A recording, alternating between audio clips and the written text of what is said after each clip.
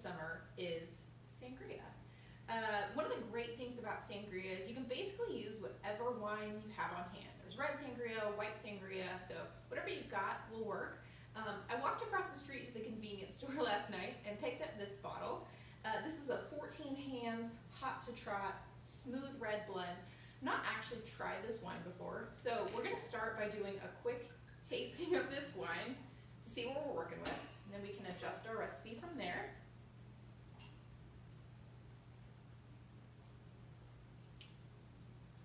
Okay, a little sweet, some nice juicy berry flavors in there, a little bit of plum, a little tartness. This is a blend, I'm not entirely sure what the blend is made of, but this actually tastes like a perfect base for our sangria. So let's get started. So one of the other things that I love about sangria is that you can basically use whatever fruit you have on hand. So one of the things that always prompts me to think about making sangria is if I've got some fruit in my pantry or sitting on the counter, I keep lemons on the counter that are starting to look questionable, great time to make sangria. Reduce that food waste, give you a good way to make something delicious for the summer. So I've got today blood oranges, lemons, limes, some mandarins, clementines, and a green apple. So one thing that's great about sangria, you can squeeze the juice in, you can put some of the slices in to make it look pretty into your bottle, and it gives you some fruit you can eat after it's marinated in that wine. So I'm going to go ahead and take one of these blood oranges. Because I like to squeeze the juice actually into the sangria, but I also like to have the slices, you want to cut into it, great, delicious blood orange, okay, cool. But then also make a couple slices, right? So you've got your orange, you're making your slices, cool. Take these slices, pop them right into your container here. Beautiful, wonderful. And then you can take the actual orange and squeeze it. I'm gonna go ahead and chop up all this fruit, and then we'll be back.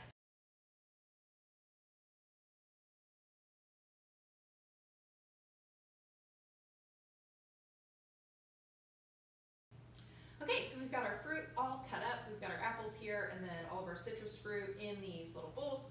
Cut them into little squeezable ends and then also into some of these little rounds that we'll put into our container. So I'm going to go ahead and put all of the apples into said container. Obviously we're not going to squeeze them, so they're just going to impart some flavor into the wine for the finished product, and then also be those yummy little snacks to eat. Once you get done with your sangria, they will be delicious and purple and filled with wine and other delicious things. So I'm gonna set that there. So the rounds put in here. Now the ends that we're gonna squeeze, one tip, because I don't love having seeds in my sangria, it's not my favorite thing, is to just take a measuring cup and a small wire colander and just squeeze in there. It also strains out some of the pulp, so if you like pulpy citrus, maybe don't do this and find another way to pick the seeds out, but I don't love having seeds. So I'm gonna go ahead and squeeze our citrus in here and put all the rounds into the container.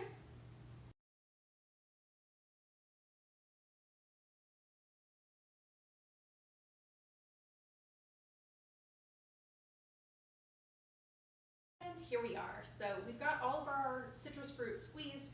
We've got our rounds in here looking gorgeous. And this ended up making about a cup of juice. So that's great. I'm gonna go ahead and pour all of that juice right on in here to get that citrusy flavor working in our bottle. So you might be thinking, I thought this was a wine cocktail. Why are there so many bottles of alcohol sitting here? And the reason for that is because you can basically put whatever you want in here from an alcohol perspective.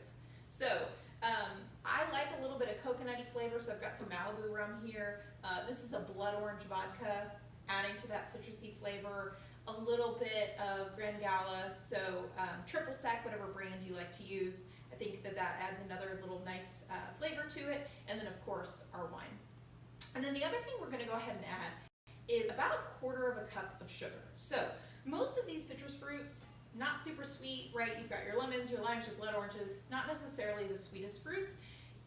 Add as much sugar or as little sugar as you want, depending on how sweet you like this to be. I'm gonna go ahead and put, like I said, it's right about a quarter of a cup in there. That's gonna get all mixed in there and yummy. So, gonna take my Malibu, just eyeball it, right? This isn't rocket surgery. Whatever you think is good. Little bit of coconut, yum. Okay.